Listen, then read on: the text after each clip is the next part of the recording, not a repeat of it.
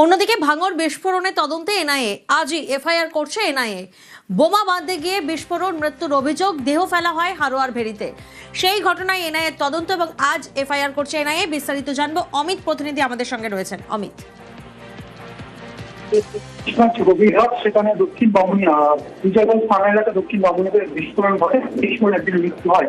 এই ঘটনা তদন্ত করছে এনআইএ। এনআইএ সূত্র দাবি তারা আজই এফআইআর করবে এবং বিচার ভবনে যে এনআইএ স্পেশাল কোর্ট রয়েছে সেখানে তারা তদন্ত শুরু করলো এবং তারা যে এফআইআর করলো সেই বিষয়টি কিন্তু আদালতকে জানাবে। কেন এই বিস্ফোরণের তদন্তে এনআইএ? সেক্ষেত্রে এনআইএ সূত্রে দাবি করা হচ্ছে যে কেন্দ্রীয় স্বরাষ্ট্র মন্ত্রকের নির্দেশ রয়েছে যে দেশের যে কোনো প্রান্তে যে কোনো ধরনের বিস্ফোরণ ঘটলে এনআইএ অনুসন্ধান চালিয়ে তারা যে মনে করেন এনআইএ তদন্ত করার প্রয়োজন রয়েছে বা কোনো পরিস্থিতি রয়েছে বিস্ফোরণের পথে তারা এনআইএ তদন্ত করতে পারে। রবিবারই এনআইএ ঠিক পৌঁছে গিয়েছিল দক্ষিণ বামুনিয়াতে, তারা ঘটনাস্থল পরিদর্শন করে। এমনকি অনুসন্ধানে তাদের যেটা উঠে আসছে যে এখানে মসিউদ কাজী নামে যে ব্যক্তির মৃত্যু হয়েছে বিস্ফোরণে, তার দেহ কলকাতা পুলিশের জুরিডিকশন থেকে সেখান থেকে নিয়ে গেল। ঘটনাস্থল থেকে 10-12 কিলোমিটার দূরে হারোয়া থানা এলাকার একটি জায়গাতে গিয়ে সেখানে ভেরিতে দেহ করার চেষ্টা করা হয় এবং সেখান থেকে কিন্তু দেহ উদ্ধার করা হয়েছিল।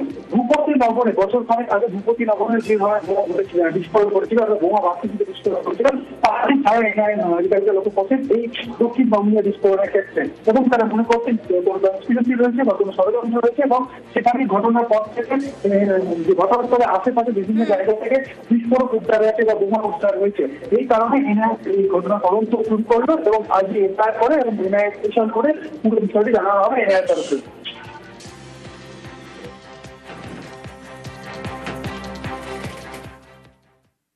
গঙ্গারামপুরে গুলিবিদ্ধ তৃণমূল কর্মী, রাতে বাড়ি ফেরার সময় হামলা, পেটে গুলি করে চম্পট দুষ্কৃতীরা। পুরনো বিবাদেই হামলার অভিযোগ টাউন সভাপতির দলবলের বিরুদ্ধে। গঙ্গারামপুরে গুলিবিদ্ধ তৃণমূল কর্মী, রাতে বাড়ি ফেরার সময় হামলা। সুজন প্রতিনিধি আমাদের সঙ্গে রয়েছেন। সুজন, পরিবারের তরফ থেকে ঠিক কি অভিযোগ করা হচ্ছে?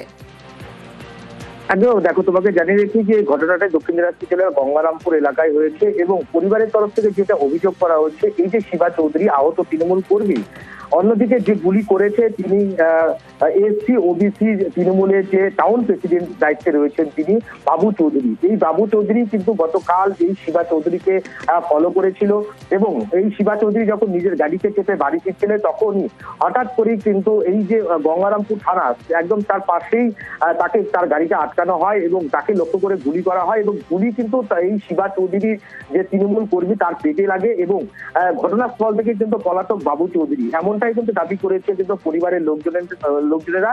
এবং যেটা জানা যাচ্ছে যে পুরনো কোনো বিবাদ এবং জমি সংক্রান্ত কোনো বিবাদের জেরেই কিন্তু এমন ঘটনা ঘটেছে বলে মনে করছেন অনেকেই। এবং তোমাকে আরেকটু জানিয়ে রাখি যে এই যে পুরো ঘটনা নিয়ে কিন্তু গঙ্গারামপুরে এই যে ভোটের মুখে এই ধরনের গুলি চালানো তৃণমূল কিন্তু অস্বস্তিতে পড়েছে। বিরোধীরা কিন্তু এটাকে হাতিয়ার করে তারা আগামী দিনে রাজনীতিও করতে পারে বলে মনে করছেন অনেকেই।